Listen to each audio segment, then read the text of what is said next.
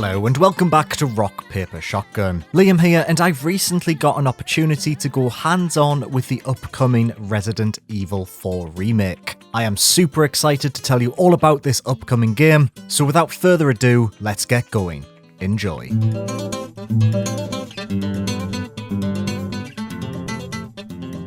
About 3 years after I graduated, I returned to the city where I went to university. Immediately after arriving, I embarked on an early evening pilgrimage of sorts, my only goal to wander once familiar paths in an attempt to capture a spark of the life I no longer lived. As I ambled past houses that used to be homes, local haunts, and darkened lecture halls, it was the differences that stood out the most. Pubs with names I didn't recognise, shops in locations that were more convenient than the ones I used to rely upon, huge buildings that had seemingly sprung out of deserted scrubland. The city felt intimate yet alien. I was both a stranger and a local, a foreigner in a place I'd once adored.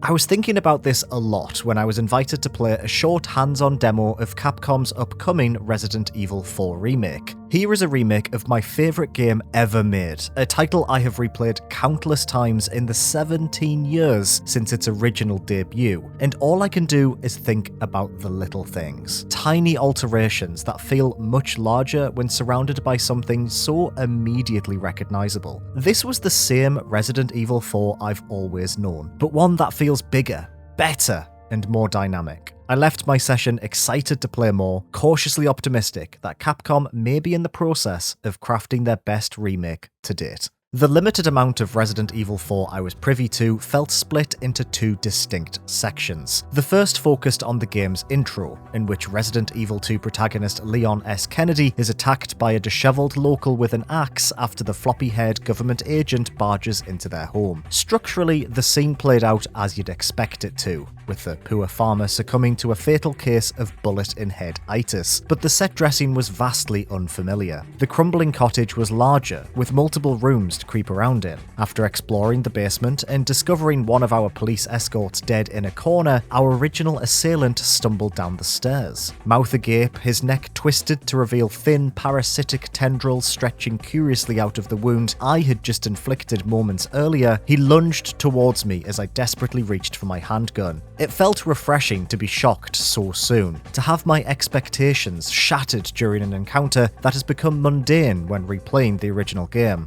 For a brief second, I wondered if Capcom was pushing Resident Evil 4 back towards its survival horror roots. I mean, the signs were all here. The approach to the house now takes place at night. The infected villager soaked up bullets without flinching. The game was keen to demonstrate Leon's newfound ability to crouch, suggesting tense set pieces that force you to sneak past unknowable horrors may lie on the horizon. A few moments later, after a group of Ganado burst into an upstairs bedroom, Leon made a casual quip before throwing himself through a closed window and onto the dirt path below. Perhaps elements of this remake will focus on frights, but it was obvious from this moment on that Resident Evil 4 has lost none of its 80s action movie charm. As I progressed into the village proper, approaching the all too familiar site of its iconic square, it became clear that Capcom aren't looking to rock the boat too much with this retread. This space, one I have spent countless hours fighting within over the years, looked absolutely phenomenal. Whereas the opening section differed from the original game, the village is instead a one-to-one recreation.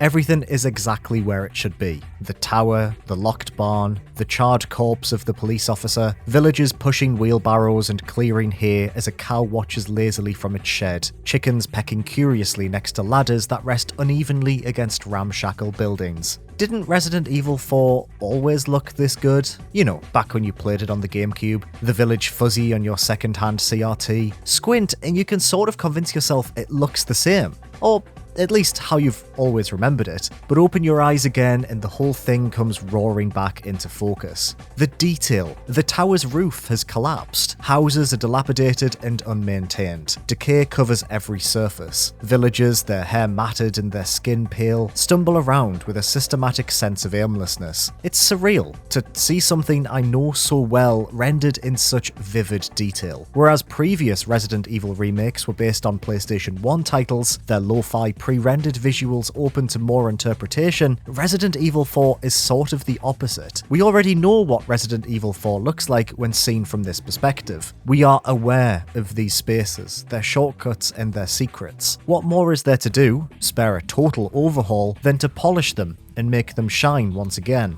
I felt a bit funny as I peered through binoculars at the village in front of me. After such a strong, unexpected opening, was it all to be business as usual from this point on? Fighting off a slight feeling of disappointment, I let muscle memory take hold and banked a left behind the barn. There was the herb, the breakable box, and the unassuming Ganado, just as I thought. Instead of diving into the action straight away, I decided to duck and approach the enemy from behind. A button prompt informed me I could attack, and with a swift swing of my knife, I had dispatched the villager silently without being noticed. Excited by this fresh mechanic, I dashed out into the open, quickly realizing that this remake is offering substantially more than a simple visual glow-up. Combat in Resident Evil 4 follows largely the same rhythm as it did in the original game. You'll spend the majority of your time shooting enemies with firearms, targeting their weak spots to make them stumble before exploiting this opening to perform a devastating melee counterattack. New additions are relatively subtle. Leon can now move while shooting, a welcome carryover from the Resident Evil 2 remake, as well as crouch to perform those aforementioned stealth takedowns. Brilliantly, quickly drawing your knife will allow you to parry incoming attacks, deflecting axes out of the air before they have a chance to slice your flesh. In a stroke of absolute design genius, you can now counter Dr. Salvador's iconic chainsaw, temporarily incapacitating him by jamming up his tree surgery tool with your dinky little blade.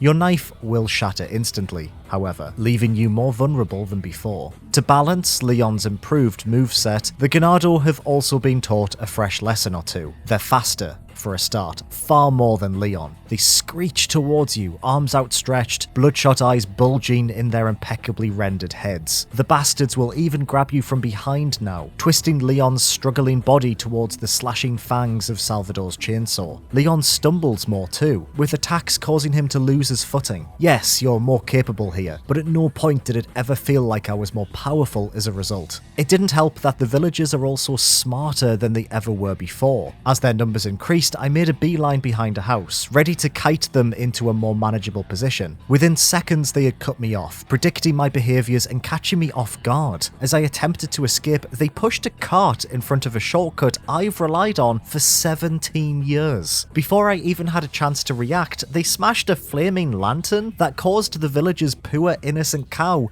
to be set ablaze. In awe, I watched as this hollering beef fireball flailed out into the open, sending Ganado flying as it barreled towards me. It was a beautiful spectacle of uncontrolled chaos, an additional layer of responsiveness that makes combat sing. Punching downed villagers frequently flings them into destructible objects, their flailing limbs shattering tables or crunching against stonework with a satisfying thud. Dr. Salvador will slice his chainsaw through the foundations of nearby buildings, blocking your only remaining escape options. Villagers who step onto bear traps can be punched, severing their legs from the rest of their bodies. Headshots still have a chance of causing craniums to erupt in an explosion of red-hot goo. It's astoundingly visceral. Now, I've fought this fight 1,000 times before. On the GameCube, on the Wii, in virtual reality as recently as this January. I am familiar with his encounter to the point of tedium. Outlasting waves of angry locals feels less like a battle for survival and more like filling in a spreadsheet to me now. Yet here I was again, darting among the same cluster of buildings I've sprinted past for the best part of 2 decades, retreading old ground with fresh eyes. I was exhilarated. My pulse was pounding. The space felt new once again in a way that was properly exciting. My demo ended with the villagers dropping their weapons and sleepwalking towards the church as a distant bell rang. Leon raised his arms.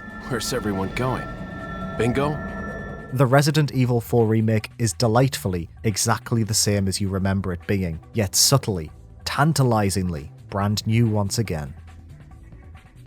Hello, thank you so much for watching this preview. If you're excited for Resident Evil 4, please do tell me all about it in the comments below. For all your PC gaming needs, make sure to check out rockpapershotgun.com, and I will see you soon.